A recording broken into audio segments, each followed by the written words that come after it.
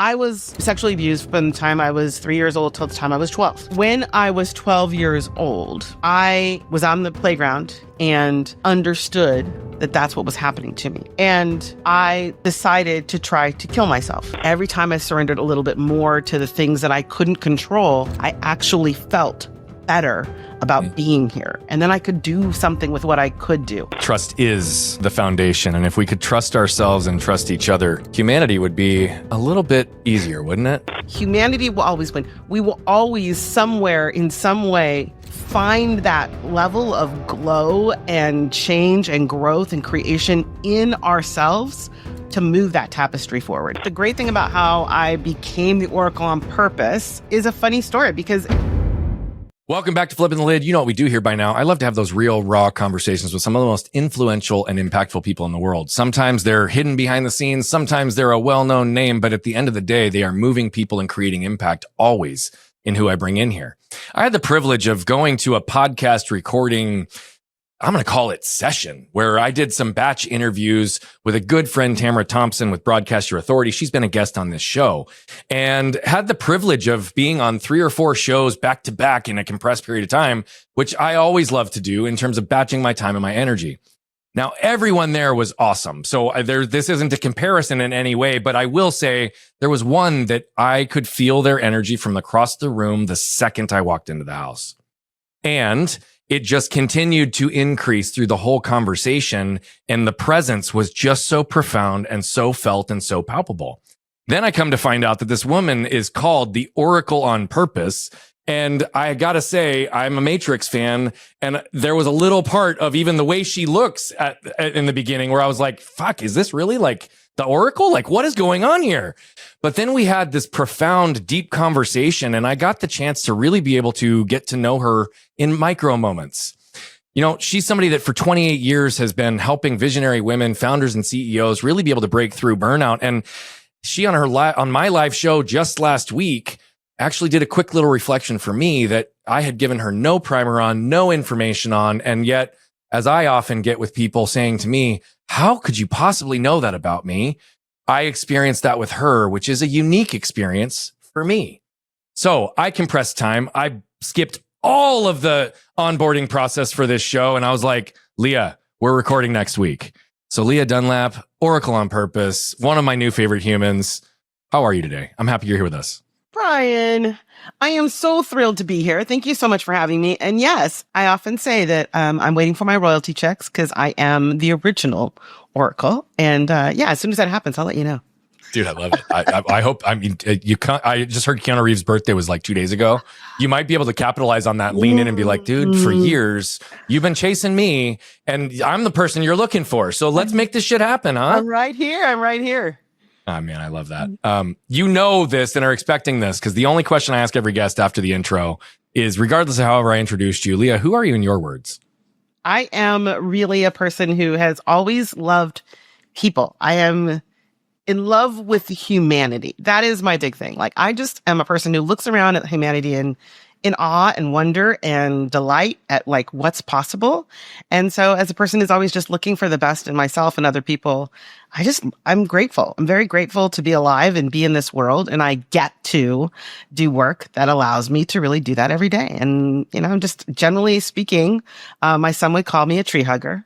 Bottom line, he likes to tease me about that because I really do feel like, you know, I just embrace that connection. You know, it's not always been that way for me in my life, but today I would say that's who I am. You know, the very first part of that answer, and by the way, what I love is that you answered that question differently last Friday till today and Wednesday, but yet they're both extremely true and both accurate and both a representation. And I think that, you know, sometimes when I can see that back to back, it always brings light to this constant evolving self that we identify with. You know, you really focused a heavy amount of your beginning part of that answer around humanity. Mm-hmm. And I don't really know where I'm going with this, to be perfectly honest. I normally would have a more formed question, but I felt like I needed to lean into this concept of humanity, and in particular with you.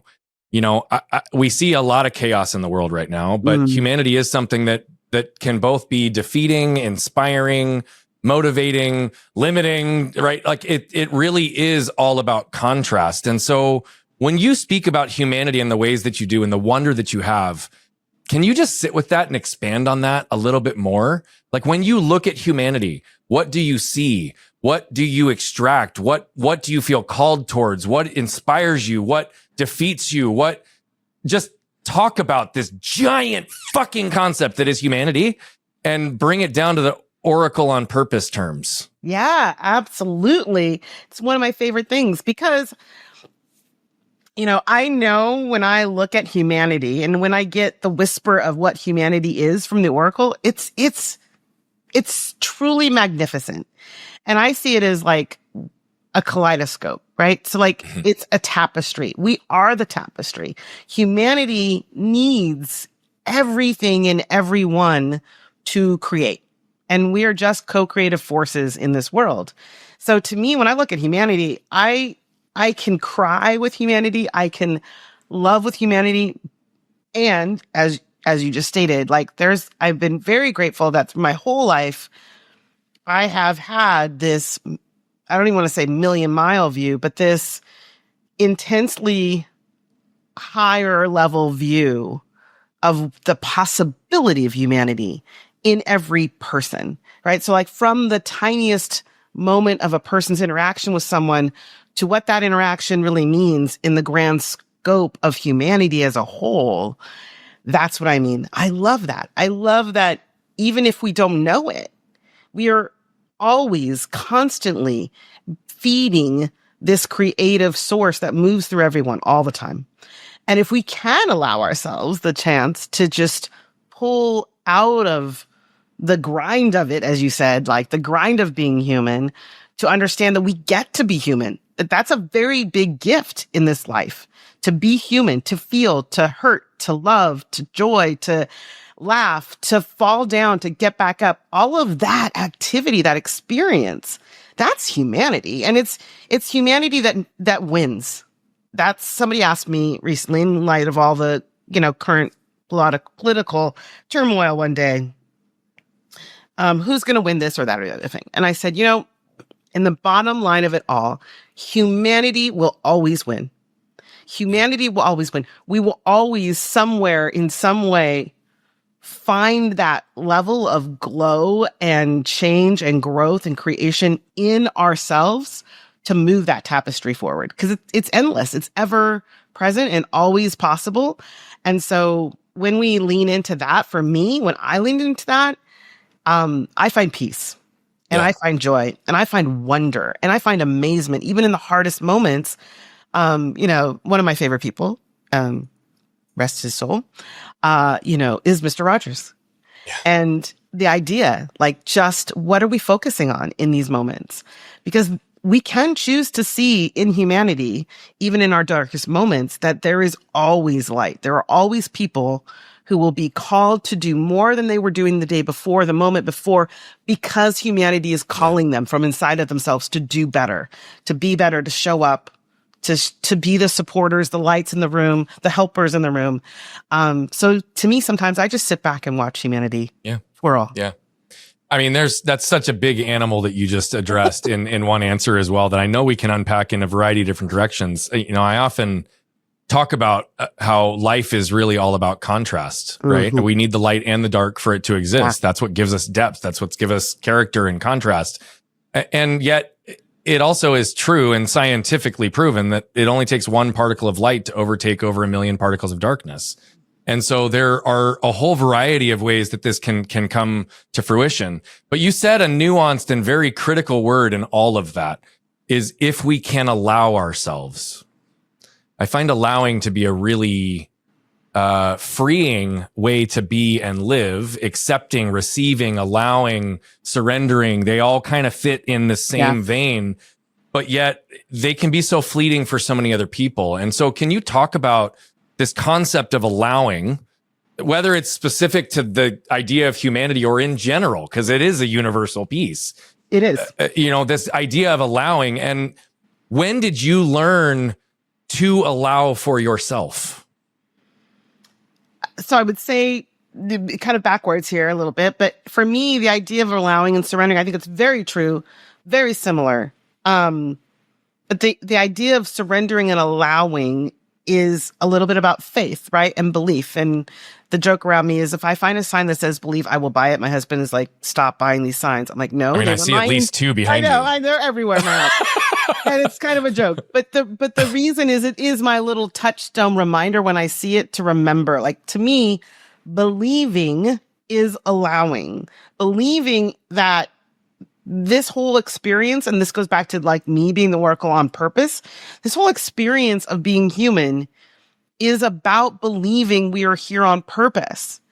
And so if we are here on purpose, then whatever happens, there is a purpose behind it.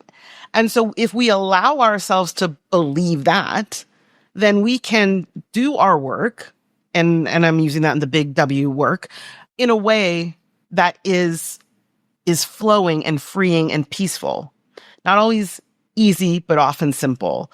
And so to me, allowing is about, what do we surrender ourselves to? We surrender ourselves to the possibility that if we believe we're here on purpose, whatever we're meant to be doing is already destined. It is already out in front of us. We just have to be present to it and allow ourselves to receive whatever guidance we can, which is everywhere, to do the next right thing and the next right thing and the next right thing. I think a lot of the challenge people find about allowing or surrendering or however they look at it, they find, well, okay, I will say for the people that I typically work with, it's about the thought that they are losing control. Yeah. And so to lose control is to be weak, to be vulnerable, and vulnerable in a weak way, vulnerable in a way that you might be harmed or hurt.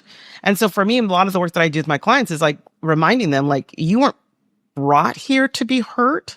You were brought here to experience and share something that you can uniquely do and share. And so if you go back to believing and surrendering into that, you actually find less harm in your life because you will be actually following a guidance from inside of you that says, hey, the next person you need to speak to is Joe. And don't worry about how. Just surrender that that's the thing you need to do. But the other part of that is the biggest part I think that people get challenged with is then I will lose control. But behind control is really the idea, and I say the false idea of safety. Yep. Right? That's what gives me safety, is being in control. And I say, absolutely not. What gives you safety is learning that you can surrender to believe that you are here on purpose. And when you do that, then you are letting in the right vibrations, the right messages, the right contacts, the right experiences, the opportunities to say yes live with someone that you guys, I will show up on your podcast next week, right? Those moments happen because I have learned over the years to surrender. Now, you asked the big question, why? How did that happen? I grew up as an adopted child in a family with 2 adopted children, myself and my brother, and then 3 what we call birth children. I was sexually abused from the time I was 3 years old till the time I was 12. When I was 12 years old, I was on the playground and I understood that that's what was happening to me. And I decided to try to kill myself. And I made a very poor attempt at it, thankfully, at that age. But what came to me through that experience was a sense that I didn't have control. I didn't have control over what other people were going to think about me being a bad person, a bad human, wrong, dirty, bad, all those things that come at that young age of like, especially being a girl, of all these things about my body. And I couldn't go anywhere else. There was no place left to go except to surrender that I was here. No matter what, whatever happened, all these experiences, I was here. And it didn't happen instantly. I want to make that very clear. So if anybody's out there going, yeah, magically, no. Over the next few years, as I started to surrender to that idea that there was something more about me being here, I became more clear that every time I surrendered a little bit more, I was stronger. Every time I surrendered a little bit more to the things that I couldn't control, I actually felt better about being here. And then I could do something with what I could do. And, slowly over time, that became kind of how I walked through my life. And so I think that was the moment when, people will say like, what's your rock bottom? It was definitely one of the first ones for me. And it started early enough, I think, sadly, maybe, that I built from that place. And I often tell people that I've never forgotten. I've always known about this experience for my life. I'm also a hypnotherapist. I work with people and these issues in their 40s, 50s, 60s who are just figuring it out. And I'm like, oh, my heart breaks, because at least I say it was never hidden from me. And so I knew it had a factor in my life. And I just chose to, in that moment, see, like, I just kind of had an awakening of like, oh, like, I can't do anything but what I can do. I'm this young person. I don't have I can't leave. I can't, move away. I can't do anything. I mean, I guess now I could say I could have, but so for me, it was really like, okay, I let go. And literally the old adage of like, I let go and I let God. I'm like, okay, I don't get it why you did this to me. But here we are. So what are we going to do next? And then what are we going to do next? And what are we going to do next? So it got faster as I got older. But for those 4 years, it was daily. It was like, what are we giving up to now? Yeah. Well, I again appreciate just all the depth that you're layering into each one of these. I often say that shame is the ultimate wolf in sheep's clothing, but control is right there. And it's typically a byproduct of shame, right? And to your point, directly related to accomplishing safety, but it never actually does. It takes you further away, right? This consistency of what I teach and how I teach it, and the protection versus disconnection. And, control is one of the biggest areas that gets in the way there. To your point exactly, though, I choose not to work with children in the work that I do because they don't have the ability to influence, change, control, or choose their environment. And so often, to your point, I'm working with people 30s, 40s, 50s, 60s, 70s, sometimes for the first time after 50 years, facing something that I'm like, how have you allowed yourself to hide from this for 50 fucking years? Right, all the time. But that said, part of the reason I don't work with kids is exactly what you said, which is I didn't have control. I couldn't do anything. I couldn't change all of what was taking place. And to then have this just huge amount of clarity, at least in a moment, that's, I think, where I want to spend a couple of minutes is, to your point, many people never figure this out. And once they do, even with people like us who can guide them, it can be a rough path. To be 12, post a near suicide attempt, which breaks my heart, by the way, but I totally understand and appreciate, you still are not in a place where you can take back the influence of your external life. Right. Only your internal one. And so how did you begin to navigate this internal journey, given that your environment, you still had no control over? And I used control purposely there. Yeah, absolutely. And it's so true. For me, writing was my tool. It was a double-bladed sword, though, because I've been writing poetry. Side note, forgot this. I'm an award-winning poet. Started when I was I'm happy you just brought that up. We're going to talk about that later. Yeah. All right. I started when I was my first poem when I was 5. So I started writing as soon as I could write. I started writing poetry. And because of that, there's a level of this where that saved my life, because I had the ability, because my mom approved of me writing, I could have journals, right? So I could have a place to put the scary thoughts and just put them down. And as we also talked about, because of my gift and my abilities as the Oracle, having been there my whole life, I think that what I did was I gave space for that to be my sacred spot, to say, okay, well, you put me here, because I had a sense of knowing at that time, or a growing sense of knowing, that somewhere outside of this, whatever you want to call it, at that time, I was fine with God, God gave me this, so there must be a reason. And so when I would write these things, it felt very much, and until I really understood this, felt very much like a conversation with God. Like, okay, this person is still in the house. This person is still dangerous to me. This person is like, what do I do? And so I took that piece, if we want to talk about control, and said, this is what I can control.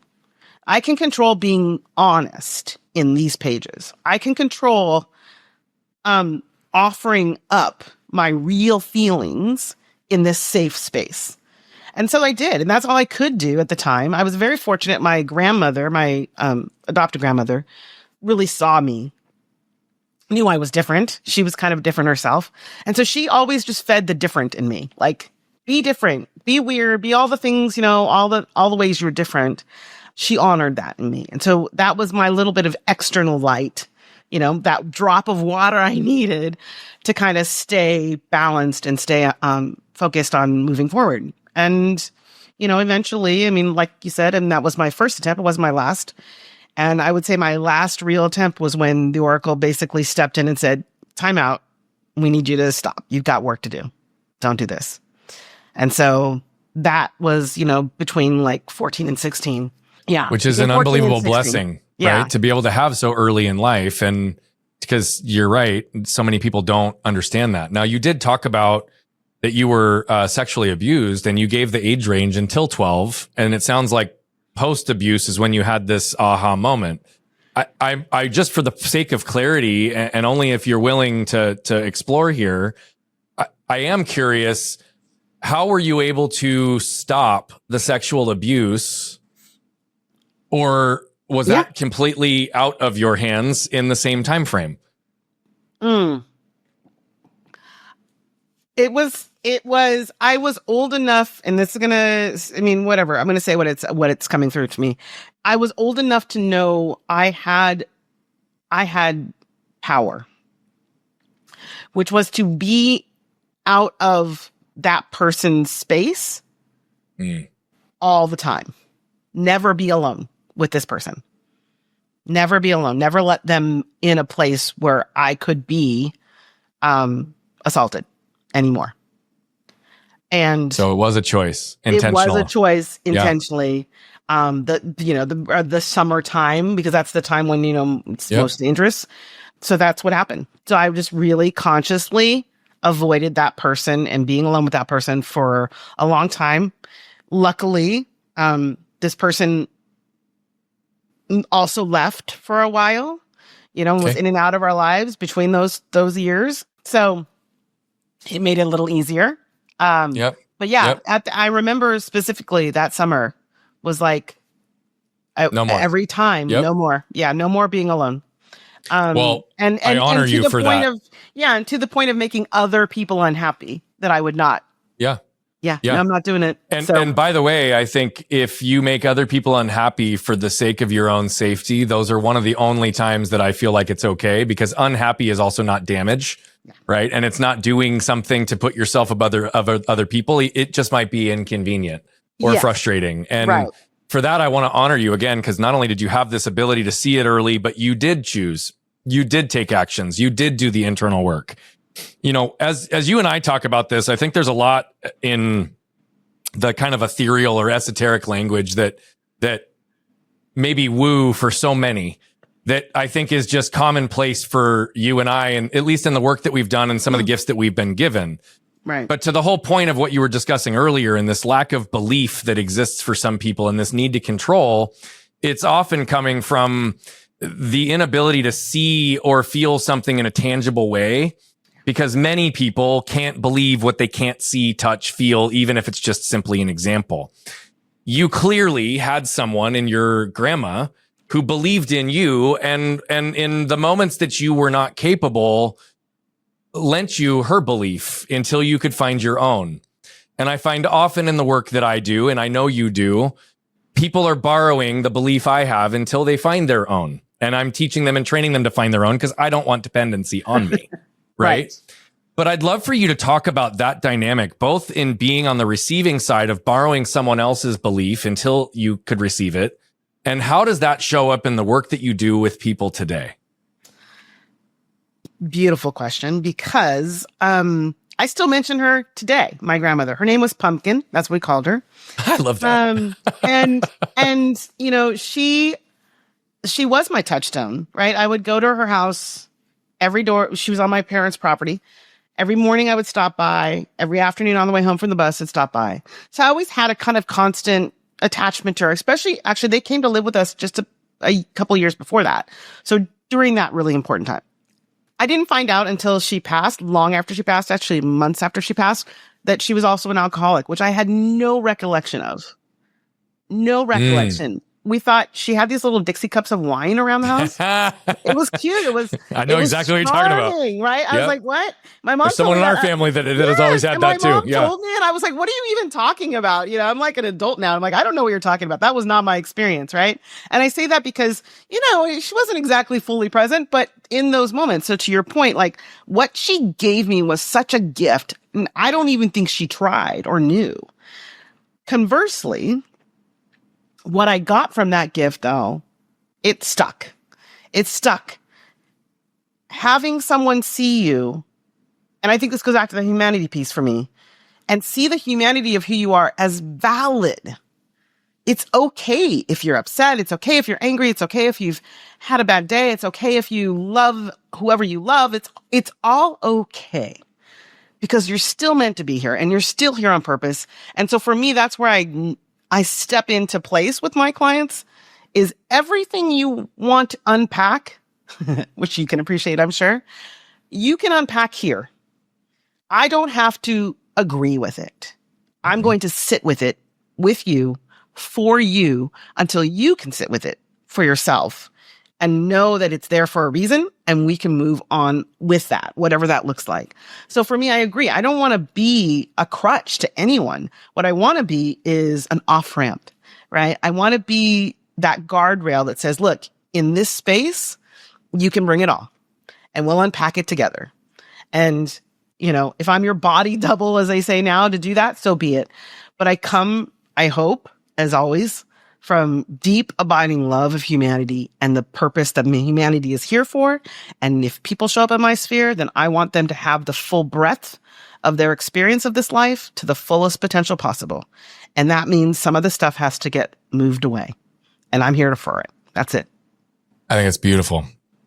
A more specific question that's in the same category, probably. How do you take these abstract, universal truths and make them tangible and accessible to those who view it as a foreign language? Oh, that's the fun part for me, because I'm also super high type A, which cracks people up. Like I am probably, when people actually meet me, I'm probably the least woo person they actually hang out with. They're like, this doesn't make too much sense. They expect to see me with flowing robes and the candle. I have candles. I love candles. I love crystals. And I actually am very type A. I am very type A. I'm very strategic. I love to break it down. I love quantum physics. I like to look at how things work. And so I'm always creating strategic plans and pieces of work that people can walk through, because I feel like once we do that and we see, especially for people that are really practical, it gives them a tool that they can touch, right? Like you said before, something tangible that they can actually answer certain questions in a certain order. And then at the end be like, oh my gosh, you know, I just unpacked this, but you made me unpack it in a way that it didn't make sense until I finished.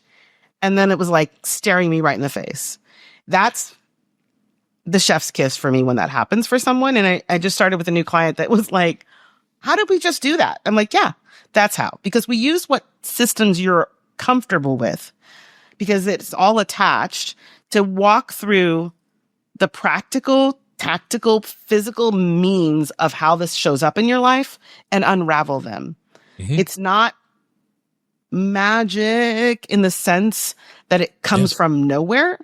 And we are computers. Like our brains work that way. So it's easy to look for programs that we have, patterns that we have. And when we flesh them out, you know, and I do that with my clients, then that clarity that comes through is even more powerful, especially for people that tend to feel like I'm not very woo. And I'm like, well, that's nice. Yeah. I say, if you don't believe in God, that's okay. God believes in you. Yeah. Yeah. So we'll find the path for you. It's fine.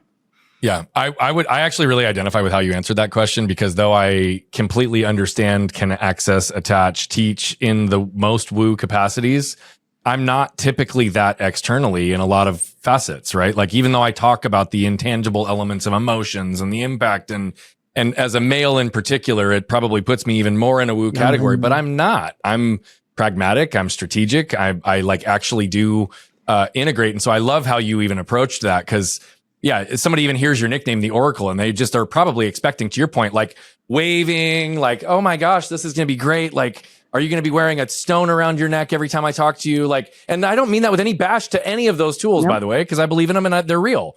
But there's an embodiment that you possess that I can feel in your presence that makes the intangible accessible and tangible to people. And that's, I think, where a huge part of this gift of Oracle starts to really come to fruition. You talked about, obviously, that transition in that 12 to 16 age range, right? You even brought it back and you're like, yeah, I tried multiple times, but that 14 to 16, the Oracle spoke to me, and that's it. Okay, here I am. You talked about the Oracle almost as a third person, out of body, out of you, even though it is you as well. So talk to us about the development of the Oracle on purpose from that point forward, right? When did you start to trust, lean, love, learn, all of it? Like, how did you become who you identify as today? So I would say that the great thing about how I became the Oracle on purpose is a funny story, because it wasn't intentional necessarily. When I had that experience at 16, I mean, I always for some reason my brain always goes from 14 to 16. I think that's just because there was so much going on at that time that there was like that time period. But I know that I was, old enough to drive a car. So it was probably like 15 and a half or so. Anyway, I say that just because I'm committed to truth, transformation, and freedom. And every time I tell this story, it always gets my little brain going right back then. So to be fully transparent. And so what happened, and the reason that matters, is that I heard what, like I said before, when I was journaling, it all felt like it was coming from me, right? I was just writing, but that was the first time that I heard the voice outside of me say, everything's going to be okay. You are here on purpose. And I felt instantly calm, but I literally remember that's not my voice. And suddenly I was like, whose voice was it? Yeah. And it was the Oracle's voice. And so it was like, okay, that's interesting. And then I also had, which I shared the other day, like I had this full body apparition show up all at the same time in the same moment. So I was getting signals from every possible way, which I really honestly believe was like a full court press from the spirits world saying, no, you have to stay. You have work to do. Like, we're going to throw everything at you. You got to stay here. Right. So I didn't drive away and drive off a cliff is basically why I'm bringing up the car thing.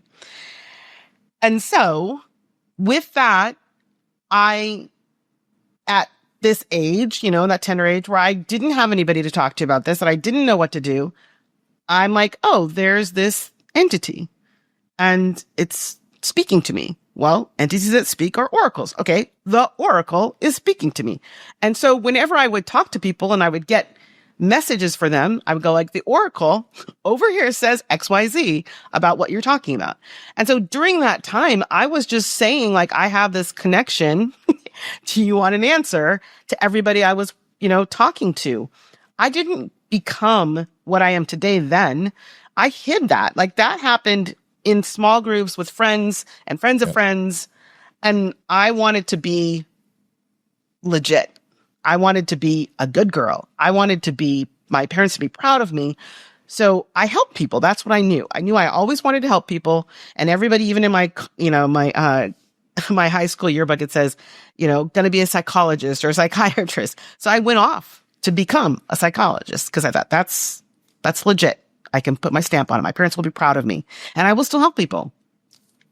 Until yet again, in that very first class with Raul Guzman in Sonoma County, my very first college course, the Oracle said, get out of this class, because he said it's going to take years for people to get any better. And you should just accept that now. You'll never be able to help people for like maybe 3, 5, it could take 10 years. And I was just like, oh, no. Like, I help people in minutes. Like, they sit with me and they're feeling better. What are you talking about? And the Oracle said, get out of this class. And I did. So then I literally quit college because I was like, well, what do I do now? So I took a totally different path. Like I said, I became a clinical hypnotherapist. I still worked in the corporate world so my parents could be proud of me because I was making money and I was, doing the right way. I was going on the right path, got married, did all the things. And then on the side, sneakily, I kept like going to women's retreats and I kept having to do the work until many years later, I was speaking because I was a hypnotherapist still, and I was speaking and I was at the speaking conference, and all of a sudden I blurted out something for the people that were on the stage, and everybody looked at me and I was like, oops, did I say that out loud? And they were like, wait, what did you say? And the woman that was doing it, Susan Kirby, hands down to her. She's like, no, I want to know what you just said. I want to know where that came from.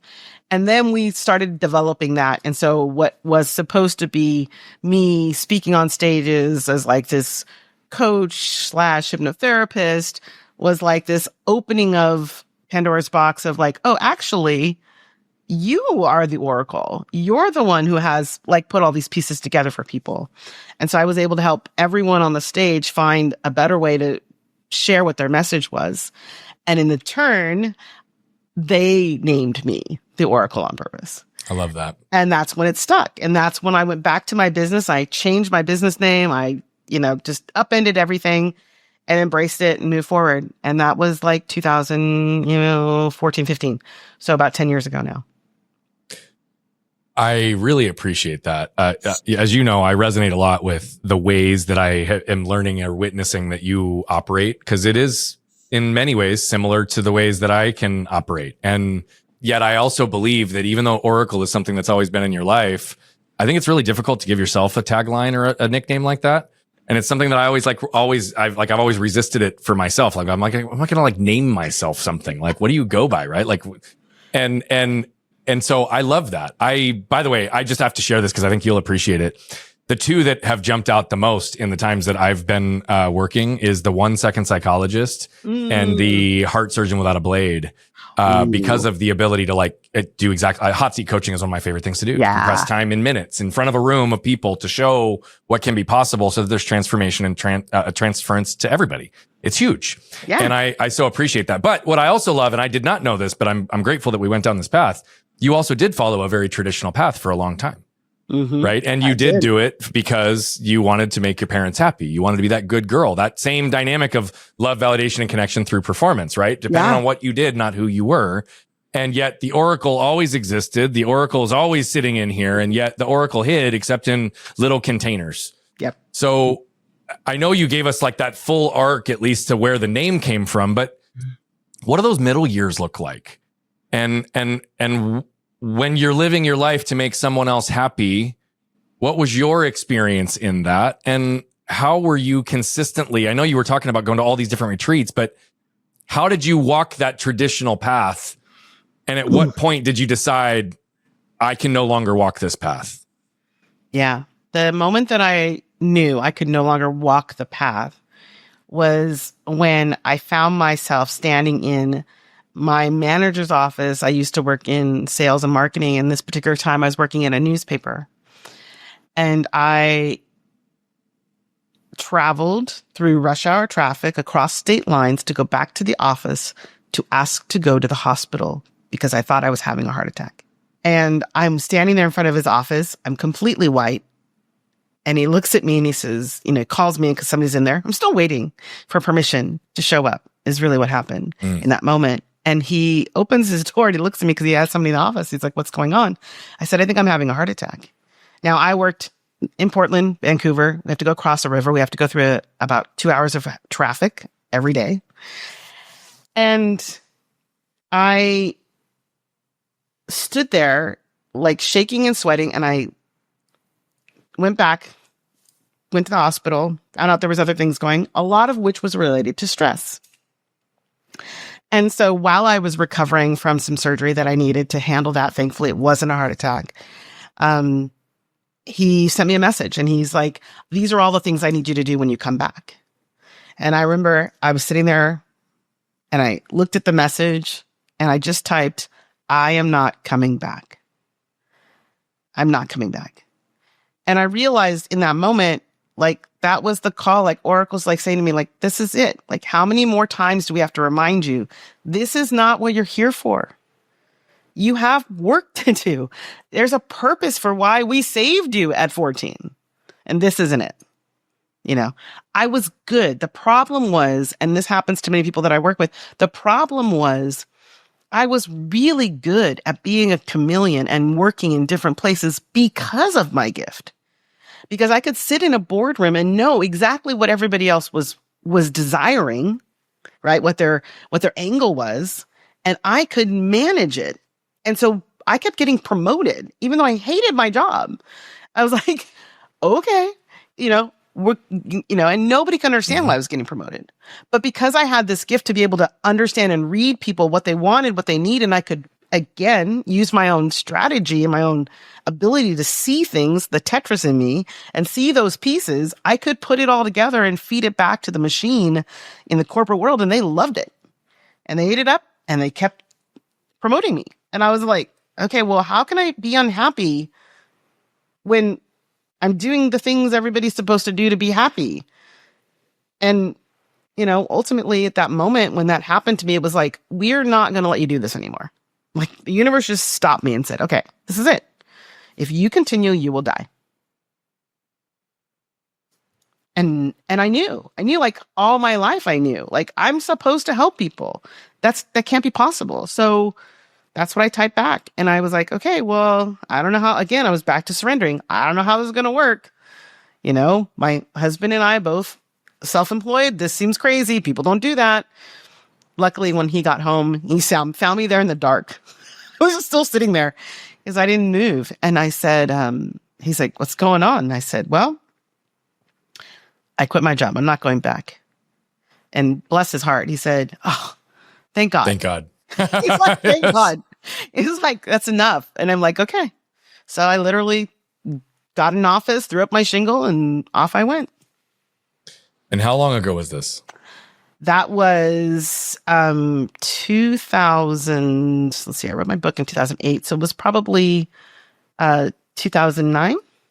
Okay. 2010. Yeah. Okay. So I was trying to figure out the timelines because I know that you've been doing this work for 28 years on the side, right? But yeah. I was trying to understand since and how you've done it full time. I can resonate with that as well, right? I've been doing the work I do today for years. It just was under a different label, right? Or a different container, or it would show up in a different way. And yet it does look different and evolves different over time.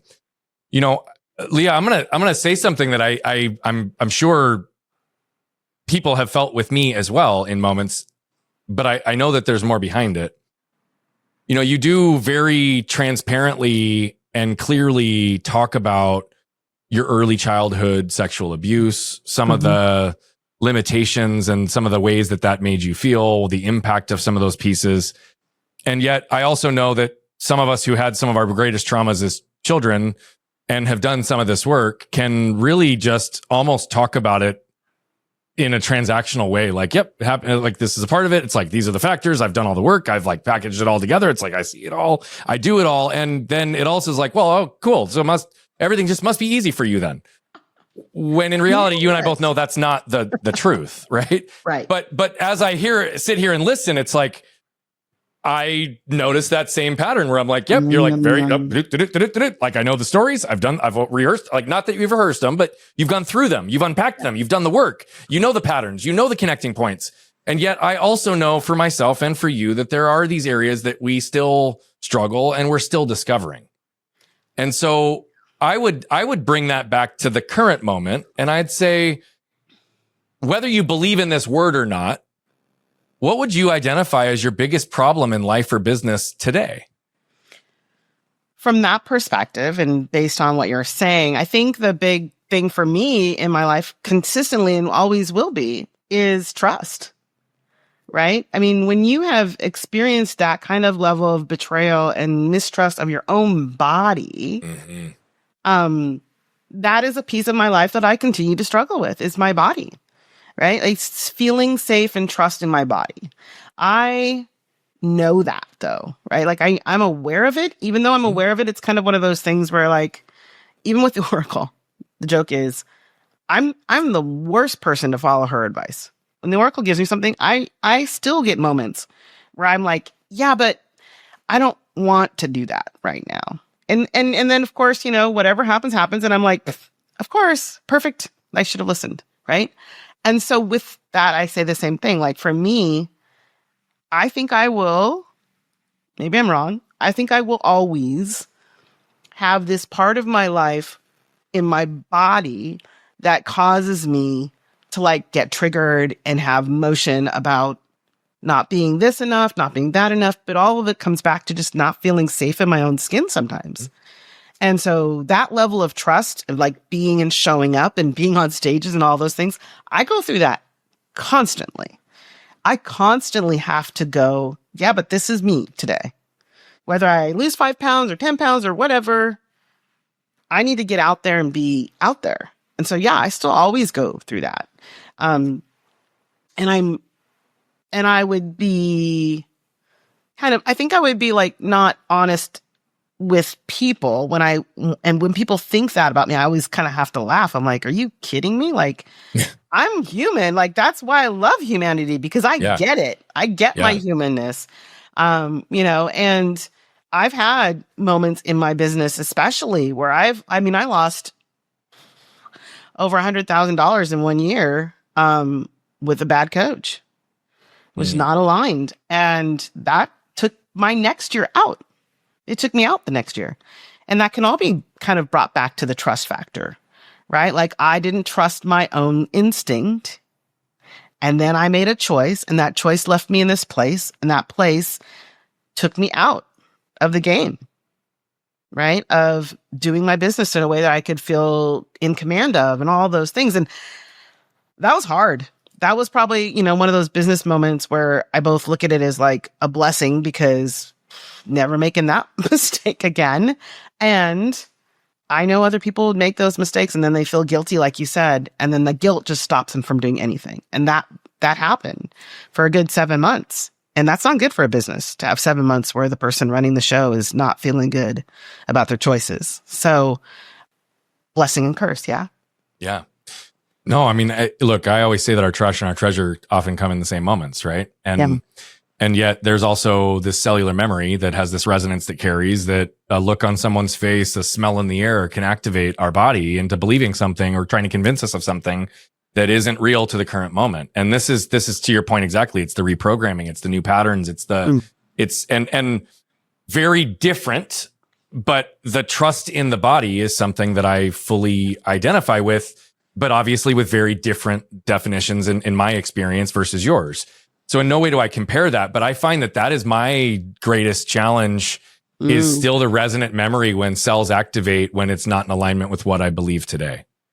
Yes. Yeah. And so I ask you a really somewhat pointed question here as well, because you do know this, Lia. You do know how it shows up. You have the tools to access it. You do make choices. We're human. I think that I always say that these are adversaries in constant pursuit until the day we die. Not that we need to be afraid from them or run from them, but it's that we don't have to react in the same way, and we can compress time and spending less and less and less time in it. But the likelihood or reality of me feeling like I'm never going to get triggered into shame again in my entire life is like ridiculous, even though we hope that we can get there.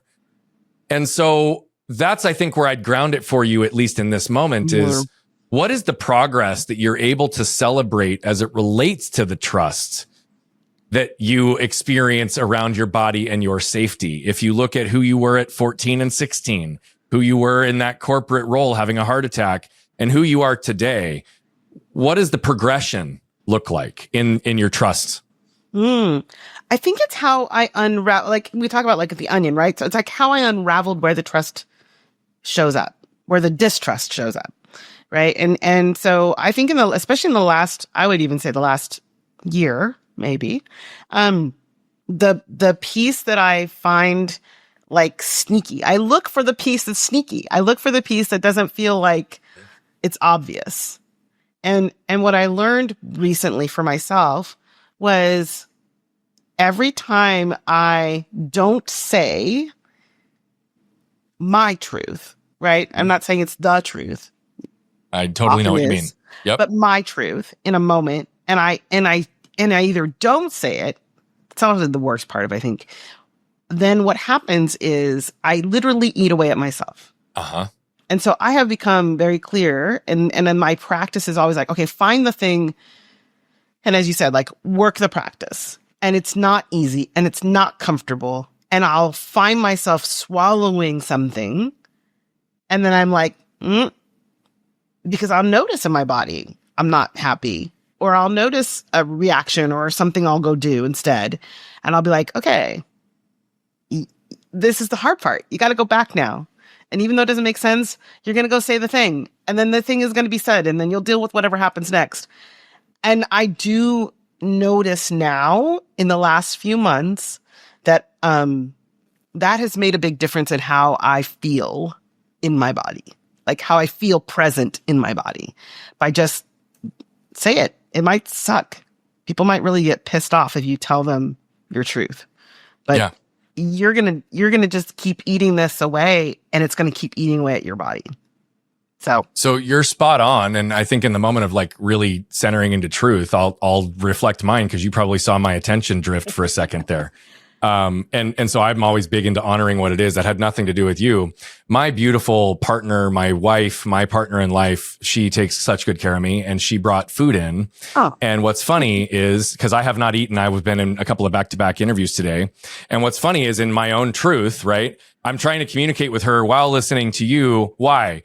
Because of the simple element of like, for me, in terms of visual structure, she did nothing wrong, to be very clear. She's still in here and listening to this. So I'm like real time owning it.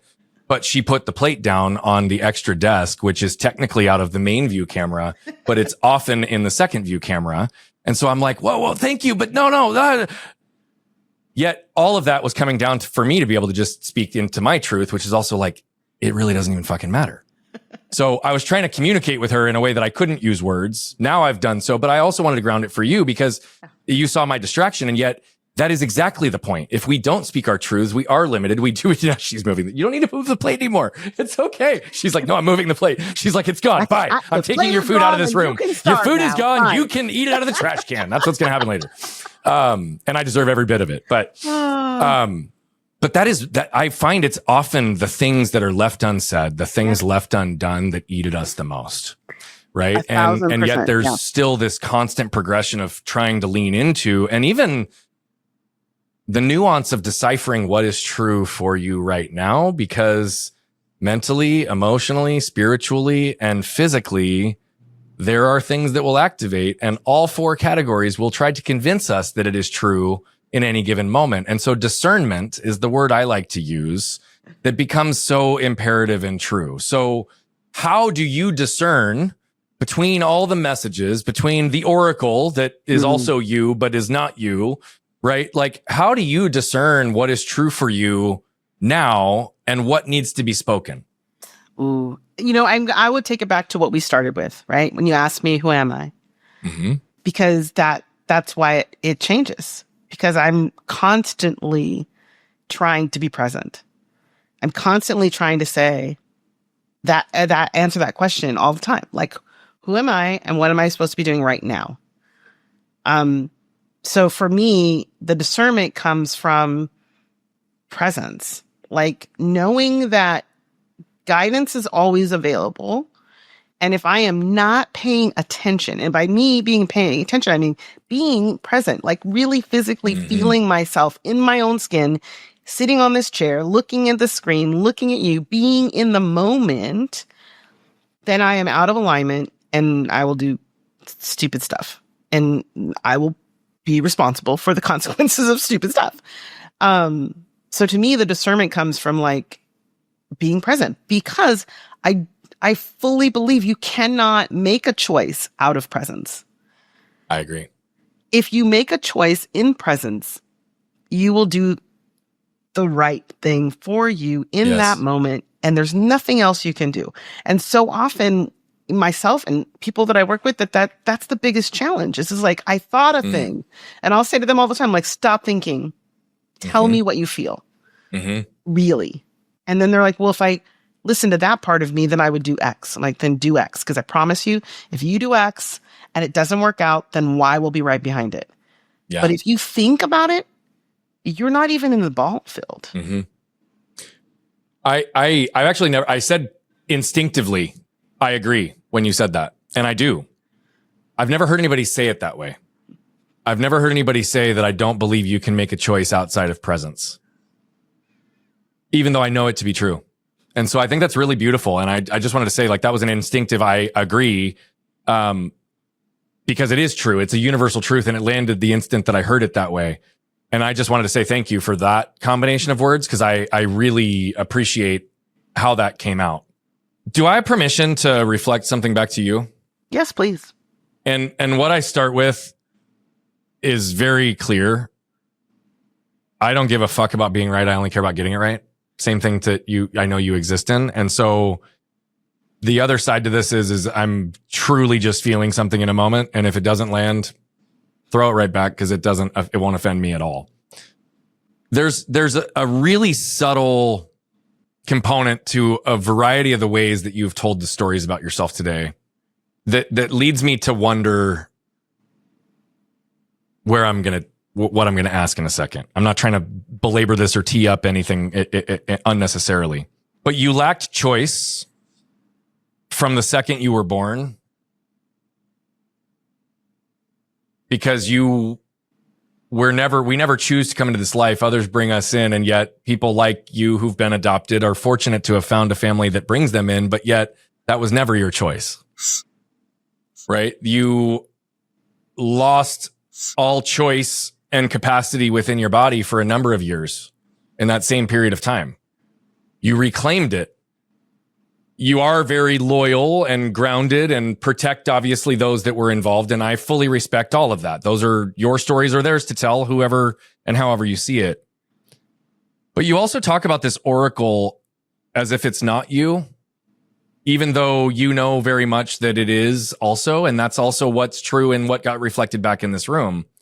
And despite all of that, you still lived your life for someone else for a long time, which was your parents. You lived to their standard. You lived to their expectation. You lived to that approach of what you believed it meant to be a good girl, to be accepted, to be loved, to be validated, to be okay, to be worthy, right? All of it. You then reclaim a lot of this. Your husband endorses it, and you go down this path even further. But even the way you describe it, all the way back to the very beginning, as well as the reminder that came back, it's as if it was still another entity that's making decisions or guiding you. This oracle is almost like it's easy to defer. This is what I'm being called to do in this lifetime, and I'm being reminded to do these things in this lifetime. But there almost lacks this ownership or agency in what the fuck does Lia want? And though I know you're living in congruence to your purpose, that's not what I'm challenging here. What I am wondering is, when do you fully own that being the oracle is not just your purpose, your destiny, and what you've been called and voices have told you to do, but that you fully own is you and you're doing for you? Wow. It's interesting. So as you were speaking, a couple of things popped off. So one, I always realized that, like, part of the reason there's been this like distance between me and the oracle is, I think I didn't want to be insane. Yeah. As a kid, I didn't want to be thought of as like crazy.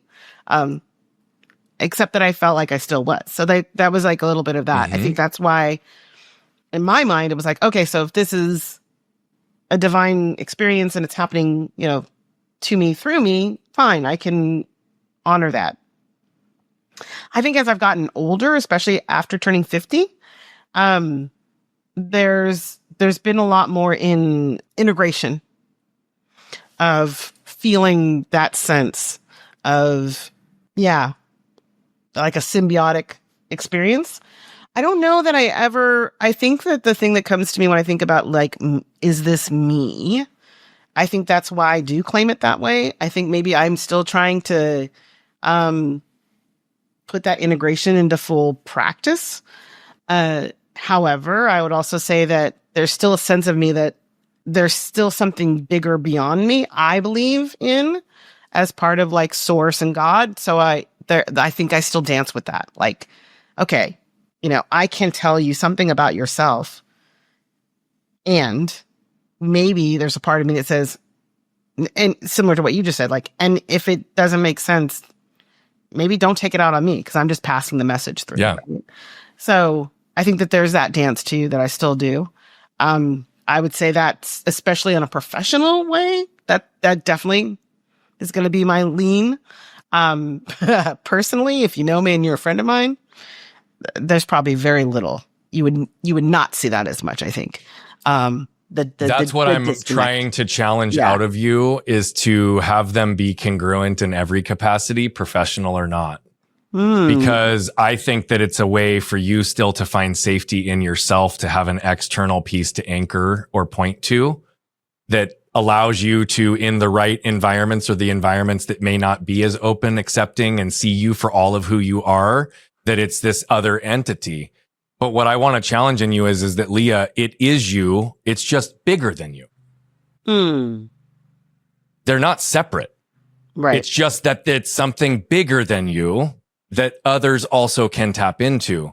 And what I'm trying to suggest as well is that I actually think that gap right there that you just outlined between who you are when your most intimate, closest relationships get to see, experience, and know the full embodiment of the oracle, whenever that gap can close and that embodiment can exist holistically, not that the trust doesn't happen. They're human. You're in this human body. I'm not talking about all the chatter.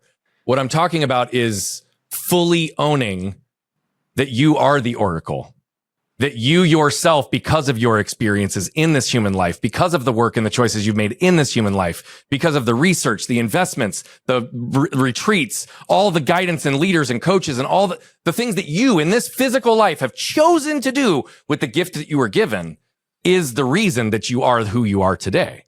You were given this gift. It's what you do with it that matters. And you've done a lot with it. You deserve to fully own all of the value that that's connected to, within no way having separation to diminish or protect, because it is one and the same. And because I know you're the same way I am. Look, I know that the things I get are not me.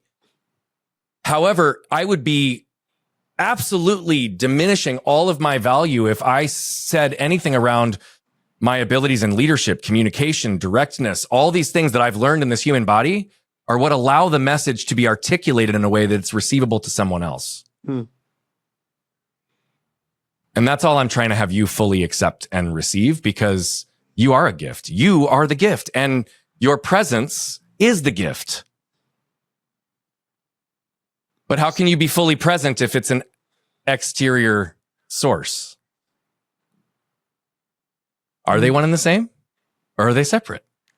Yeah. That's the question, I guess. And I'm just trying to challenge you to explore. Yeah. I mean, I think it's a great thing to explore. I feel like even just hearing you say that, I reflect back the idea, like, I think my clients have that experience of me one-on-one. I'm sure they do. Right? It's I'm like sure they do. Past that gate. So I hear what you're saying. It's like to bring that out more. But in the rooms you don't control.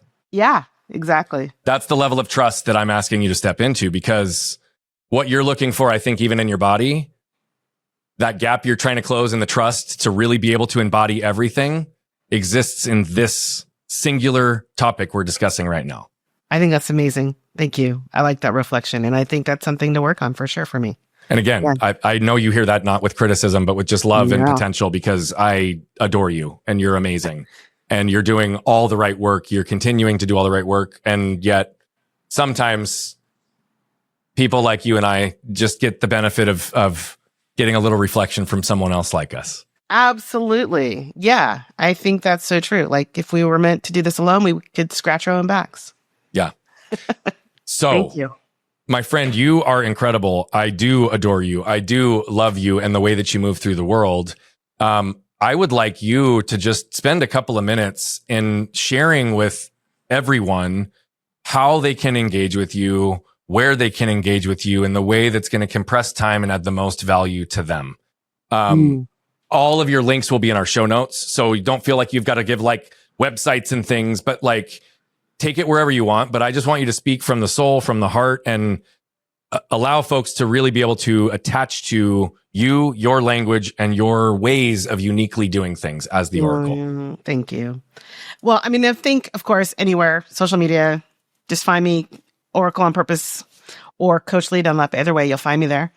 And really, if you want to experience more or have a better conversation, the easiest way is hop on oracleonpurpose.com, click on the link at the very top. We'll do a free assessment and you'll actually get to talk to me because I am committed to helping people see themselves and to have better honoring of who they are and what they're doing in the world. So please take advantage of that. And yeah, I'm always available. You can reach me anywhere. Thank you.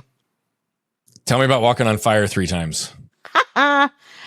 I always say the first time was when I was at a women's circle and I was in the group and it was amazing. It was a beautiful experience.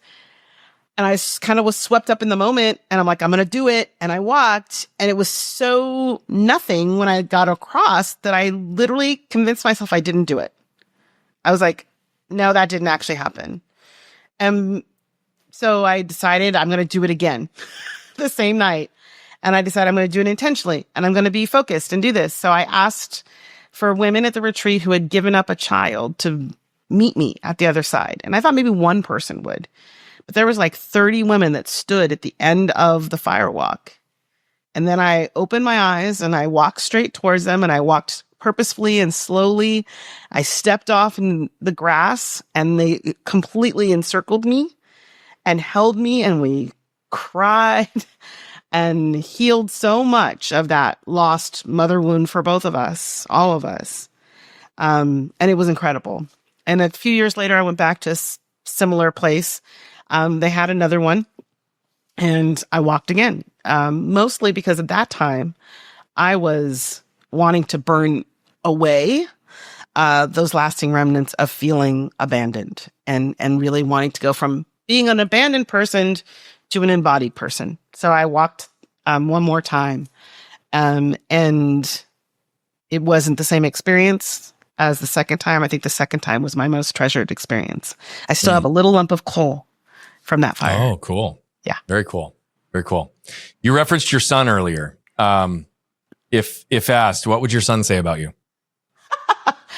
Aside from being a tree hugger, which he loves his mama. I think that he would say that I am someone he trusts.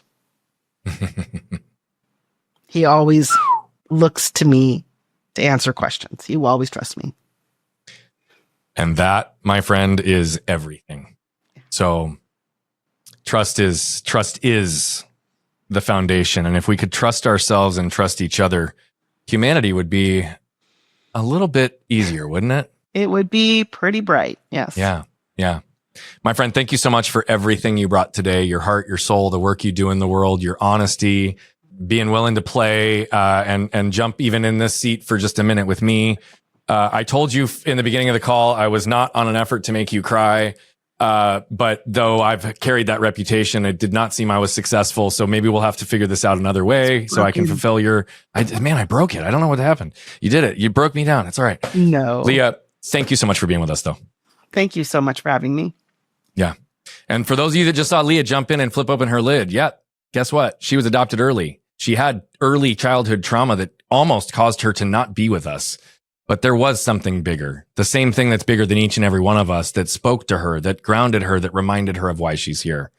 Fortunately, she had anchors in her life that helped guide her on her path. But just like so many of us, despite all that, and knowing who she was, she still lived her life in a way that was honoring and fulfilling the hopes and dreams or expectations of others.